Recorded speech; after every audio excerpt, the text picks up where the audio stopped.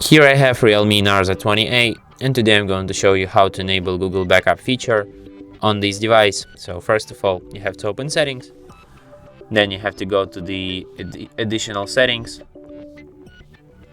then to the backup and reset, and here you have to enable this feature backup my data. Then you have to add your backup account. Of course, you will need internet connection to add your backup Google account.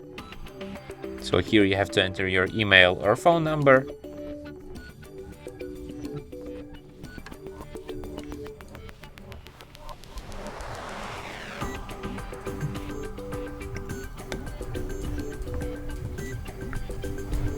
Tap next.